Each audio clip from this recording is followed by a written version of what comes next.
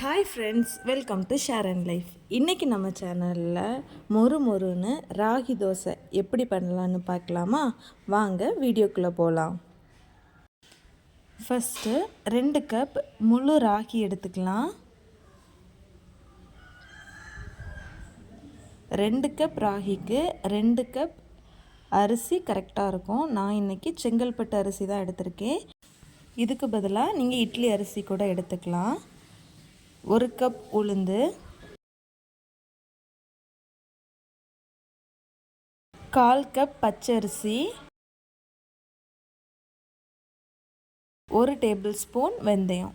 இது எல்லாத்தையும் சேர்த்து நல்லா வாஷ் பண்ணிக்கலாம். ஃபஸ்ட்டு தண்ணி ஆட் பண்ணிக்கலாம். தண்ணி ஆட் பண்ணி இதை 6 to 8 hours இதை அப்படியே நம்ம ஊற வச்சுக்கலாம். இப்போ நீங்கள் நைட்டு இதை ஊற வச்சிங்கன்னா மார்னிங் அரைச்சி ஈவினிங் செய்கிறதுக்கு கரெக்டாக இருக்கும்.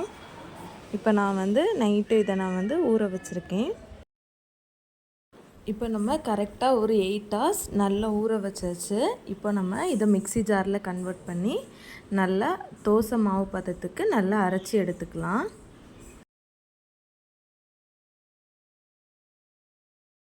கொஞ்சமாக தண்ணி சேர்த்து நல்லா அரைச்சி எடுத்துக்கோங்க. அப்புறமா அரைச்சதுக்கப்புறம் தண்ணி வேணும்னா சேர்த்துக்கலாம்.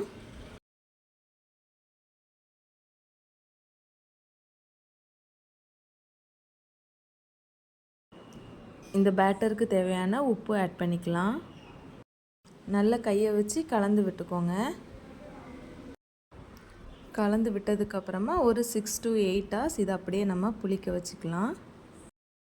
கரெக்டாக மார்னிங் ஒரு 7 o'clock போல் மாவு அரைச்சி வச்சுருந்தேன். இப்போ ஈவினிங் ஒரு 7 o'clock ஆச்சு. நல்லா நமக்கு புளிச்சு வந்திருக்கு மாவு. இப்போ நம்ம அதை தோசையாக சுட்டு எடுத்துக்கலாம்.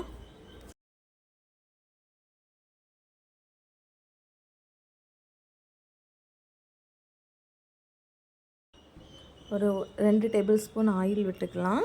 அப்போ தான் நமக்கு நல்லா மொறுன்னு கிடைக்கும். நல்ல மீடியம் ஃப்ளேமில் வச்சு நல்லா நமக்கு செவந்து வர்றது வரை வேக வச்சுருங்க. இப்போ அப்படியே நம்ம திருப்பி போட்டுக்கலாம். இதுலேயும் மீடியம் ஹீட்டில் வச்சு ஒரு 1 minute நமக்கு வேக வச்சாலே நமக்கு நல்ல கிறிஸ்பியான ராகி தோசை ரெடி ஆயிரும்.